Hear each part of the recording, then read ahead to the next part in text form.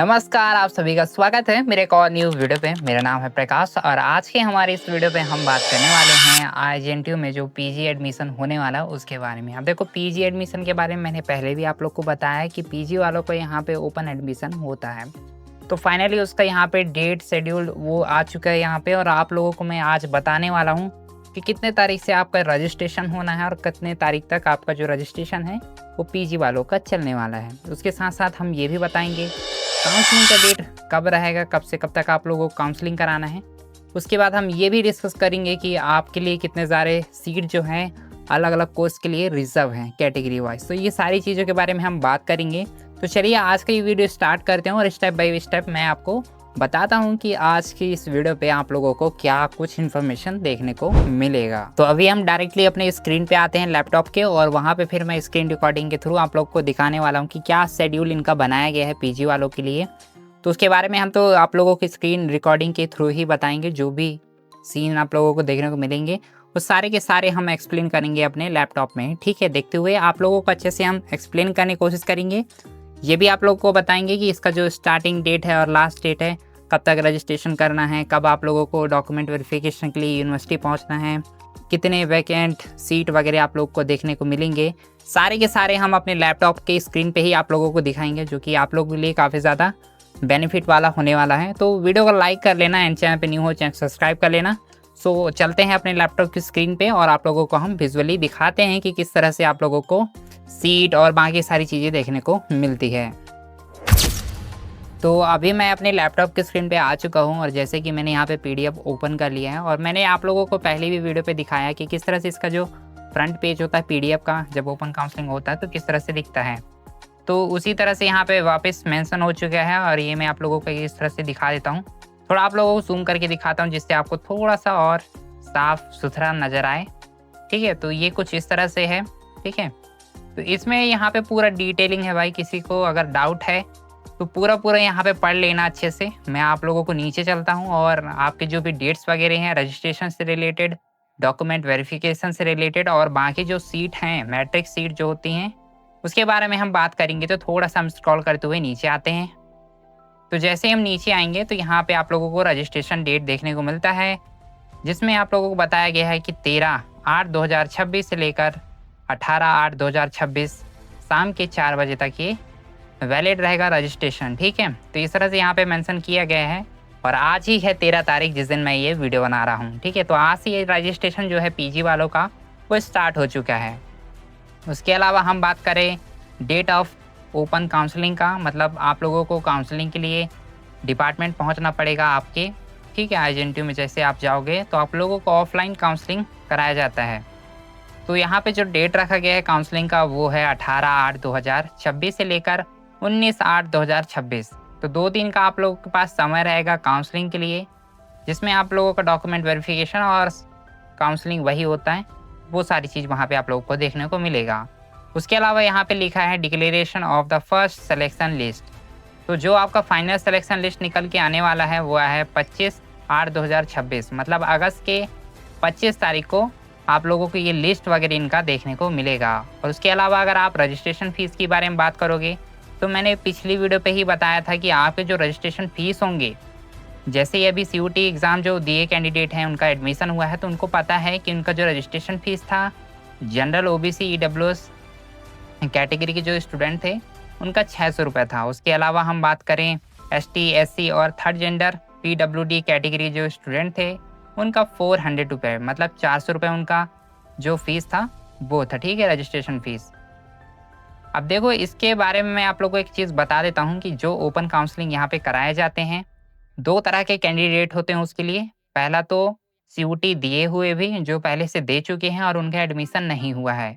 दूसरा वो जिनका सीयूटी एग्ज़ाम मतलब नहीं दिए हैं फिर भी वो यहाँ पे अप्लाई करना चाहते हैं, पढ़ना चाहते हैं, तो वो भी इसके लिए एलिजिबल हैं। तो ठीक है, तो वो ऐसा कुछ यहाँ पे आप लोगों को देखने को मिलता है। उसके अलावा हम थोड़ा स्क्रॉल करते हुए नीचे आते हैं। जैसे ही हम स्क्रॉल करते हुए थोड़ा नीचे आएंगे तो आप लोगों को हमारा ये मतलब मैट्रिक्स लिस्ट देखने को मिलेगा, जिसमें लिखा है vacant seat matrix list post graduate programmes. तो देखो यहाँ पे कितने टोटल प्रोग्राम्स यहाँ पे अवेलेबल हैं। 41 कोर्स के जो भी प्रोग्राम है वो अवेलेबल है यहाँ पे। ठीक है, सबको यहाँ पे कैटेगरी वाइज बांट दिया गया है, किस कैटेगरी के लिए कितने सीट वैकेंट हैं और टोटल कितने सीट वैकेंट आप लोग को देखने को मिलेगा। तो यहाँ पे जैसे कि मैंने बोला था आप लोगों को, master arts of east Indian history and culture archaeology, तो यूआर के लिए यहाँ पे 10 सीट अवेलेबल हैं, AWS के लिए 4 सीट अवेलेबल हैं, OBC के लिए 10 सीट अवेलेबल हैं मास्टर्स में। उसके अलावा SC के लिए 6 सीट अवेलेबल हैं और ST के लिए 3 सीट।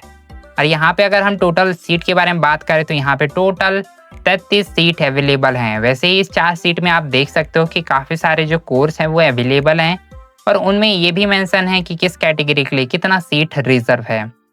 तो एकदम स्क्रॉल करते हुए हम आप लोगों को दिखाएंगे किस तरह से ये सीट वगैरह आप लोगों को देखने को मिलते हैं।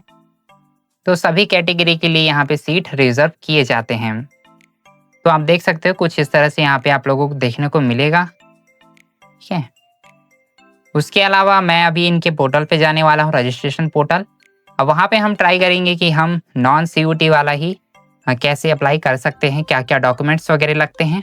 तो कोशिश यही करेंगे कि आप लोगों को एक बेस्ट गाइडेंस यहाँ पे मिल जाए, देखने को मिलेगा, तो वही हम ट्राई करेंगे। तो मैंने आप लोगों को जैसे स्क्रीन के थ्रू ये सारी चीज़ें अभी दिखाई है, वैसे ही मैं भी आप लोगों को इनके पोर्टल पे जाऊंगा। उसके बाद हम रजिस्ट्रेशन करने की कोशिश करेंगे कि हमारा जो रजिस्ट्रेशन है वो किस तरह से हो सकता है अगर हमने CUT एग्ज़ाम नहीं दिया है तो आप देख सकते हो कुछ इस तरह से मैंने आप लोगों को सीट वगैरह ये सारी चीज़ें तो दिखाई दी है। और यहाँ पे मेंशन भी है पोर्टल कि आप यहाँ पे डायरेक्टली जाके अपना रजिस्ट्रेशन कर सकते हो। उसके अलावा यहाँ पे अगर आप चेक करोगे तो आपको यहाँ पे एलिजिबिलिटी दिखा देगा कि आप किस कोर्स के लिए कैसे एलिजिबल हो।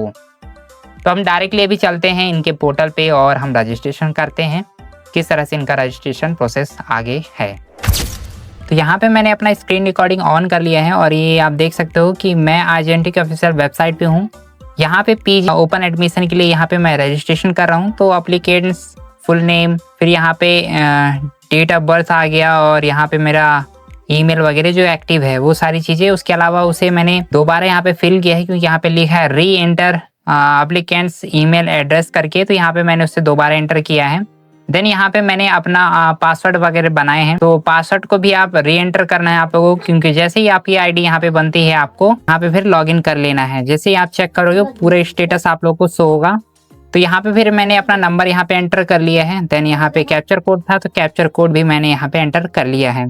अब मैं थोड़ा सा फिल करके आप लोग को पहले से इसलिए दिखा रहा हूँ क्योंकि ये जो सारी चीजें हैं तो आप लोग को दिखाना जरूरी है। उसके अलावा यहाँ पे मैंने 10वीं 12वीं का मार्कशीट वगैरह का यहाँ पे दिखाया है कि आप लोगों को क्या क्या आवेदन में लग सकता है। तो डायरेक्टली हम इसे रजिस्ट्रेशन करते हैं यहाँ से। तो यहाँ से मैंने एंटर कर लिया है। अब देखो मेरे फोन पे ना यहाँ पे OTP गया है, ठीक है, आ गया है। मतलब जैसे ही आप एंटर करोगे आपके जो नंबर है उस पर OTP जाएगा और मैंने यहाँ पे OTP तो फिल कर देते हैं। तो यहाँ पे कैप्चर कोड आपको फिल कर लेना है, जैसे मैं अभी यहाँ पे भर रहा हूँ। तो जैसे ही मैंने वहाँ पे एग्जिट हुआ, ठीक है, रजिस्ट्रेशन के लिए मैंने पासवर्ड वगैरह बनाए और बनने के बाद यहाँ से हमें एग्जिट कर दिया गया है। उसके बाद अब मैं आ गया हूँ इस वाले पेज पे और यहाँ पे लॉगिन का ऑप्शन है।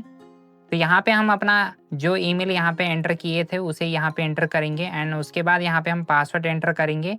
देन कैप्चर कोड यहाँ पे फिल करना है, उसके बाद हम लॉगिन यहाँ से करेंगे। उसके बाद देखते हैं क्या ऑप्शन आ रहा है यहाँ पे आगे का, ठीक है। सबसे पहले हम इसे फिल कर लेते हैं। तो देख सकते हो कुछ इस तरह से मेरा नाम वगैरह यहाँ पे मेंशन हो चुका है और हम एक एक करके सारी चीज़ें यहाँ पे फिल करते हैं। तो सबसे पहले यहाँ पे क्या करना है आप लोगों को, मेरे यहाँ पे आ गया है प्रकाश कुमार यादव।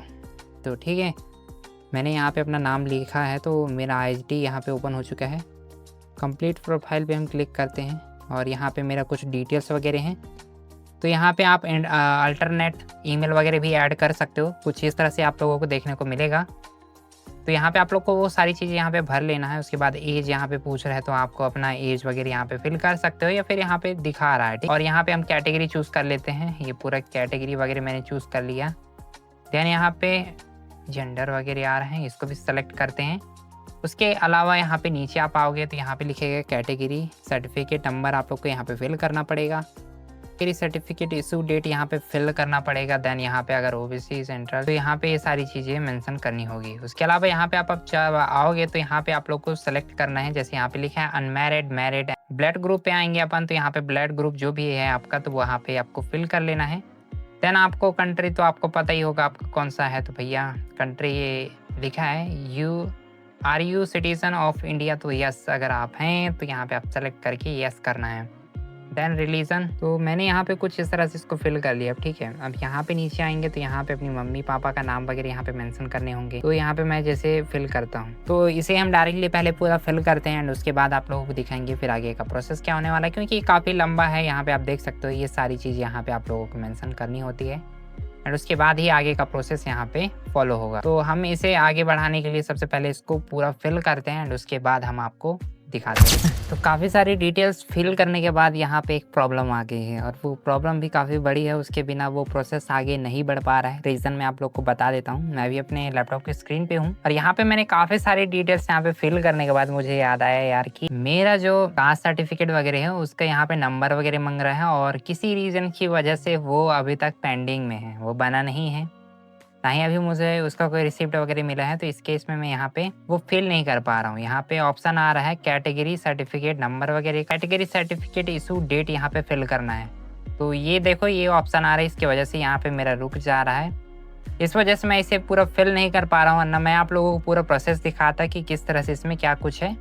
बाकी मैंने काफ़ी सारे डिटेल्स वगैरह यहाँ पे डाल रखे हैं, ये सारे इन्फॉर्मेशन मैंने यहाँ पे डाल रखे हैं और ये सारी के सारी इन्फॉर्मेशन आप लोग को इस तरह से कुछ देखने को मिल जाएगा। तो इसमें एक चीज़ और है कि आपको अपना अकाउंट नंबर वगैरह भी फिल करने हैं। जैसे कि अगर आप अपना एडमिशन कैंसिल कराते हैं तो वो आपके अकाउंट के थ्रू आपको पैसे रिफंड करते हैं, बट उसके लिए भी आपको अप्लाई करना पड़ता है कि कैंसिल मुझे कराना है, तो अलग से उसके लिए भी फॉर्म आता है। बाकी ये प्रोसेस अभी आगे बढ़ नहीं पाएगा तो मैं आप लोगों को पूरा नहीं दिखा सकता। बाकी अभी bank details for financial assistant and refund in applicable, तो इस तरह से कुछ करके दिखा रहे हैं। यहाँ पे अकाउंट होल्डर यहाँ पे लिखना है, नेम वगैरह आएगा, अकाउंट नंबर वगैरह, कंफर्मेशन ऑफ अकाउंट नंबर वगैरह के लिए यहाँ पे, और नेम ऑफ द बैंक, कौन से बैंक में आप पैसे ले रहे हो, बैंक का नाम यहाँ पे, ब्रांच कौन सा है वो, और उसका IFSC कोड नंबर वगैरह। बाकी आप लोग के जो बेसिक डिटेल्स वगैरह होते हैं, एड्रेस वगैरह हो गए, कौन से स्टेट से हैं, कौन से कंट्री से हैं, आपका पिन कोड कौन सा है, डिस्ट्रिक्ट कौन सा है, ये सारी इन्फॉर्मेशन आप लोगों को देखने को मिल जाता है यहाँ पे। तो कुछ इस तरह से है। बाकी आगे नहीं बढ़ने का रीज़न मैं आप लोगों को बता चुका हूँ, सर्टिफिकेट ना होने की वजह से वो इस तरह से फंसा हुआ है।